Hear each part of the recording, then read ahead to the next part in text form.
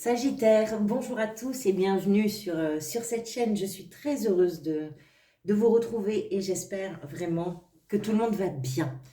Je vous présente évidemment tous mes vœux pour cette nouvelle année 2022. J'espère que pour vous, elle démarre paisiblement, le plus paisiblement possible en tout cas. Donc on est ensemble pour voir un petit peu quelles sont les énergies qui sont susceptibles de vous accompagner durant le mois de février 2022. J'ai donc procédé au tirage des cartes. Vous avez en arcane majeur l'empereur, bien évidemment, que j'ai repris, qui était sorti lors de votre tirage semestriel. Donc on va développer maintenant. Le pape, la roue de fortune et le pendu. Voilà.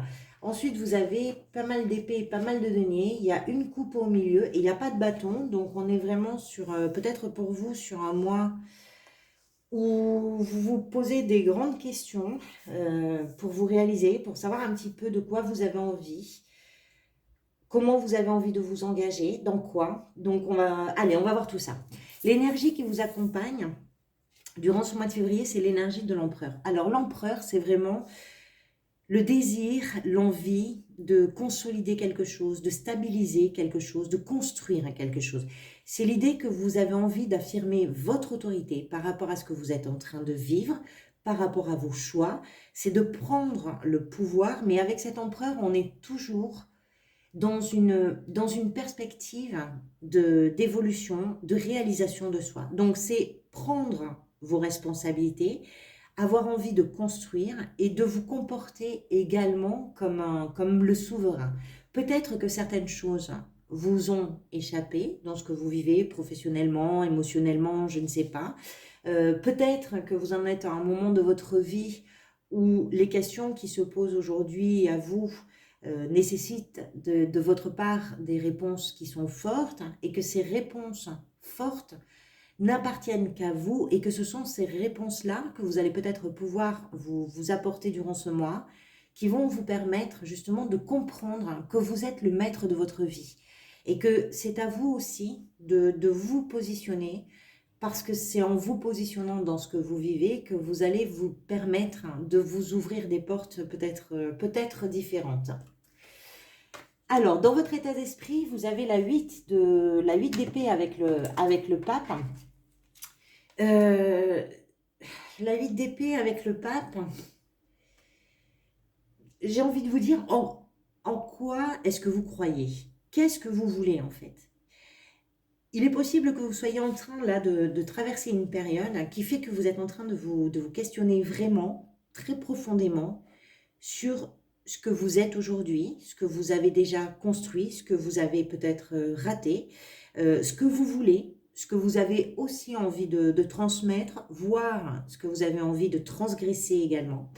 Qu'est-ce qui vous retient? Qu'est-ce qui vous empêche? Est-ce que ce qui vous a privé jusqu'à présent de faire des choix, d'une liberté d'action, est-ce que c'est vraiment un contexte, une personne, une situation, ou est-ce que c'est vous-même qui avez à un moment donné décrété que telle chose n'était pas possible et du coup vous vous êtes privé vous tout seul ou vous toute seule de réaliser certaines choses.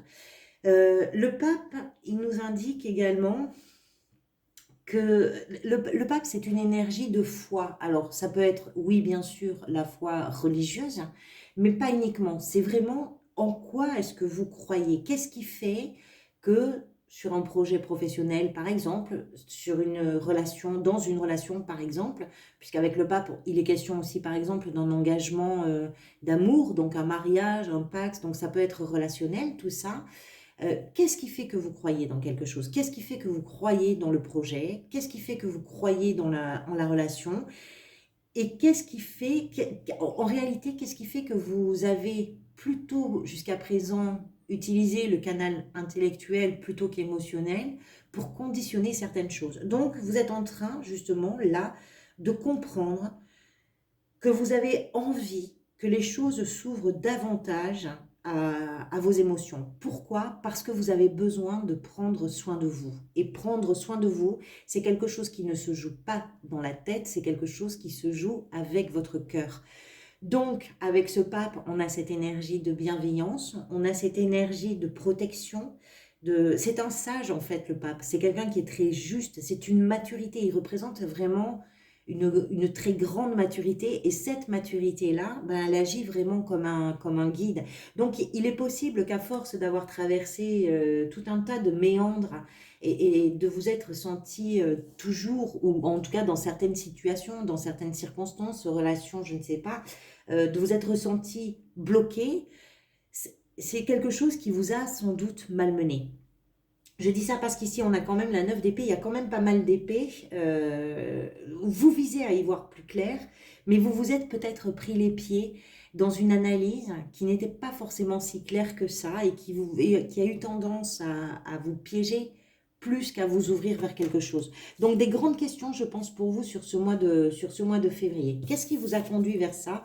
C'est la roue de fortune. Alors la roue de fortune, c'est vraiment c'est un cycle. Déjà, c'est l'arcane 10. Les 10, ça marque un cycle, ça marque une phase importante, significative dans ce qu'on vit. Là aussi, il peut s'agir de la sphère professionnelle, de la sphère émotionnelle. Pour chacun, ce sera bien évidemment différent. Donc, il y a à la fois une finalité avec la roue de fortune, mais également une amorce de quelque chose.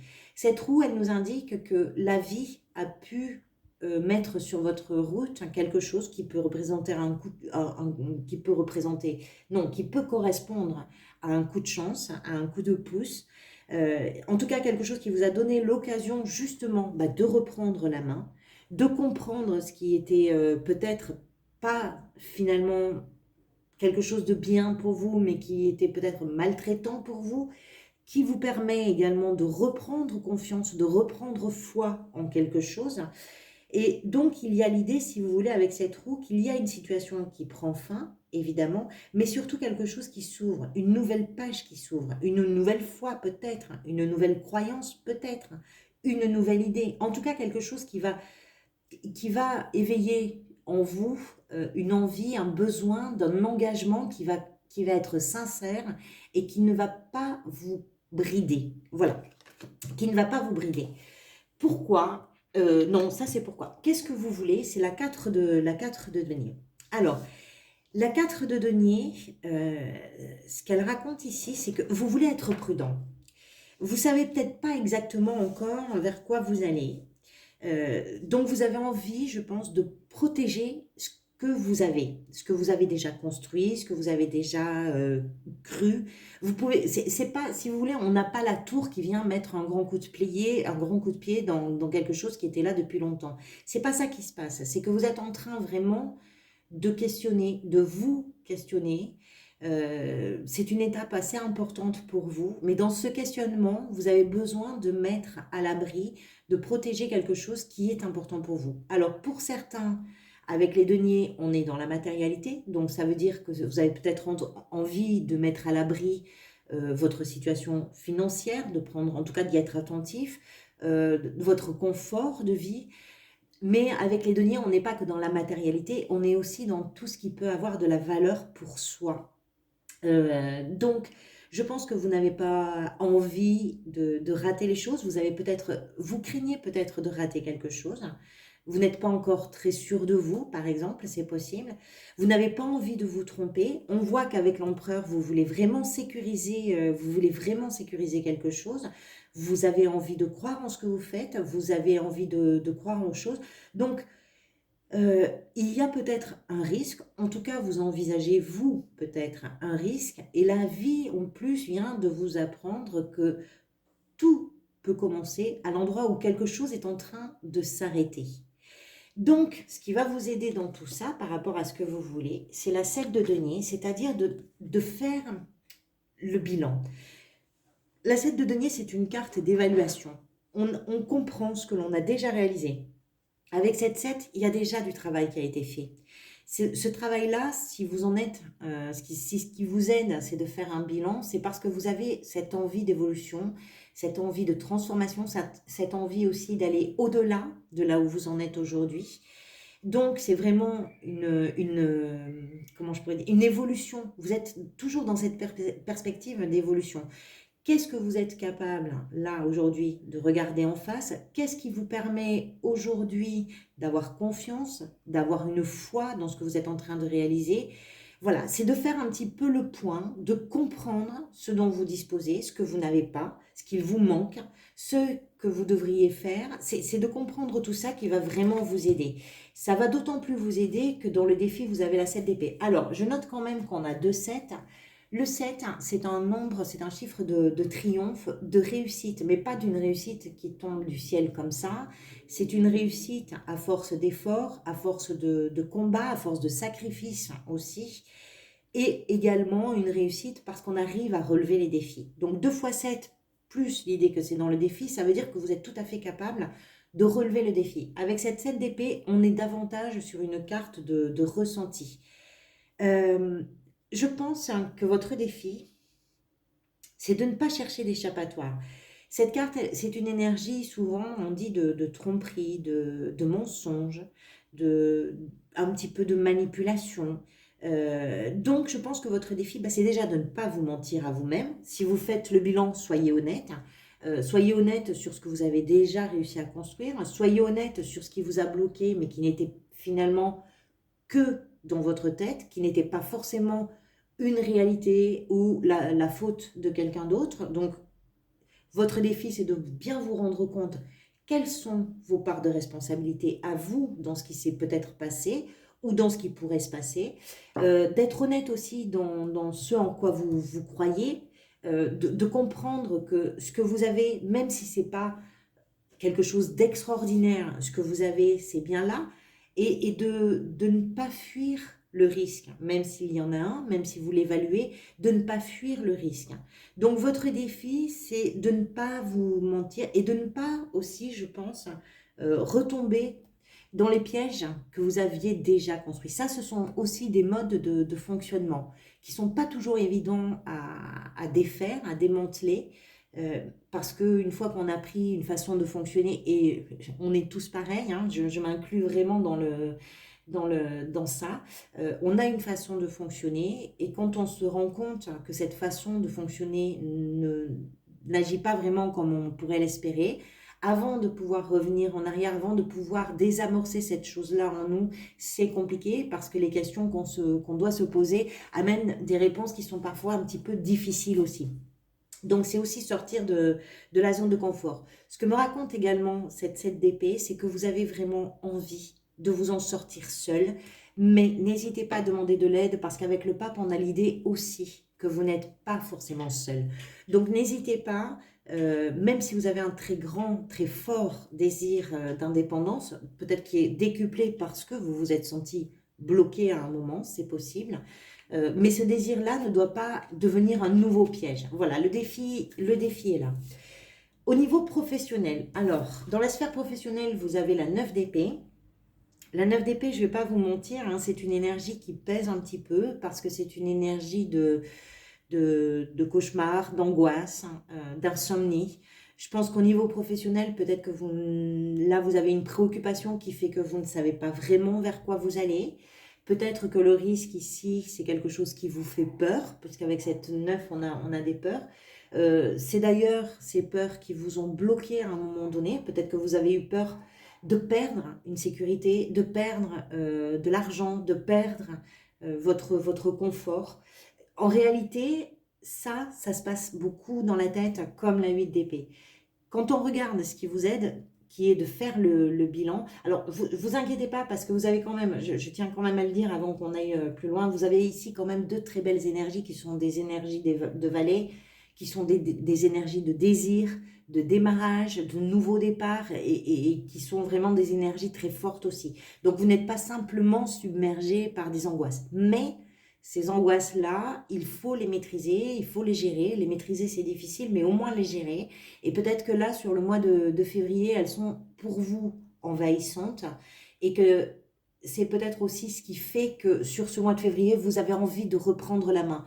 Vous n'avez plus envie, je pense, de vous laisser piéger par ces angoisses. Mais ça nécessite effectivement que vous soyez honnête, ça nécessite effectivement que vous compreniez bien dans quoi vous êtes capable et dans quoi surtout vous avez envie de vous engager. Donc ça peut traîner un petit peu, drainer un petit peu comme ça quelques insomnies, mais dont vous allez sortir puisque la 9 va vers la 10 qui est aussi une fin de cycle. Donc vous n'êtes pas loin du bout. Pour l'instant, c'est peut-être un peu confus pour vous, mais je pense que ça va aller vers du mieux, vers une clarté en tout cas.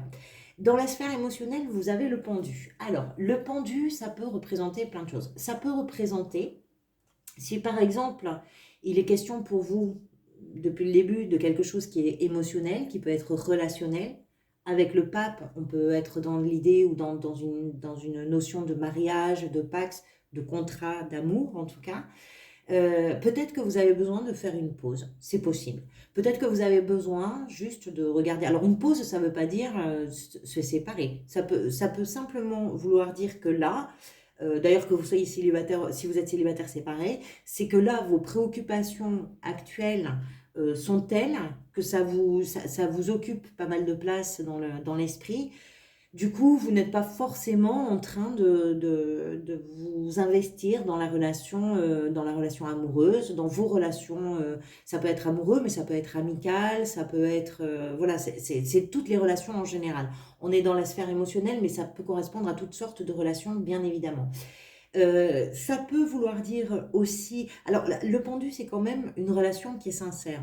On est dans quelque chose qui est sincère et qui est honnête. Ça peut être aussi un amour secret. C'est possible. Ça peut représenter quelque chose dont on ne parle pas forcément, qui fait qu'on est justement en train de faire le point par rapport à la relation, par rapport à un mariage dans lequel on est engagé. C'est possible pour certains. Ce qu'on veut, ce qu'on veut pas, ce qui nous a piégés dans cette relation, c'est possible. Ce qui a été qu'est-ce qui a déclenché que tout d'un coup, on a envie d'une autre perspective, on a envie d'avoir un regard nouveau, on a envie aussi de changer sa position, parce que le pendu, c'est ça aussi. Le pendu, euh, c'est, c'est être bloqué d'une certaine façon, mais finalement, c'est mettre ce temps un peu bloqué, un peu suspendu, un peu contraint, de le mettre à profit pour ouvrir de nouvelles perspectives, s'ouvrir à soi en fait, de nouvelles perspectives. Donc d'autant plus important de ne pas se tromper, de ne pas se mentir et de savoir exactement où on en est. Je suis désolée si vous entendez du bruit, mais le chat est en train de bricoler. Bref, au niveau de comment vous vous sentez durant ce mois de février, c'est le valet de denier. Alors, le valet de denier, de la même façon que le valet de coupe qui arrive après, les valets, c'est toujours des énergies qui sont très jeunes, qui sont très immatures. Mais ça veut dire aussi qu'il y a toute la fougue de cette jeunesse, toute la fougue de quelque chose qui n'est pas encore, qui n'a pas encore, qui n'est pas encore abouti complètement, on va dire. Donc, malgré des préoccupations qui sont, semble-t-il, évidentes pour vous, malgré le fait que vous avez envie de protéger quelque chose, bien qu'il y ait tout ça, euh, il y a aussi l'idée que vous êtes en train de regarder beaucoup plus loin. Vous êtes en train de prendre soin, de laisser émerger soit une nouvelle croyance, soit une nouvelle idée, un nouveau projet, une nouvelle relation, quelque chose qui fait que ça vous ouvre justement une nouvelle perspective d'avenir. Avec les deniers, oui, on est dans la matérialité, oui, on est dans le professionnel ou dans le financier, c'est possible, mais c'est aussi quelque chose qui a de la valeur pour vous, qui est important pour vous. Et je vous dis ça parce que sur la fin de mois, vous avez le valet de coupe, et là, on est vraiment pour le coup dans l'émotionnel.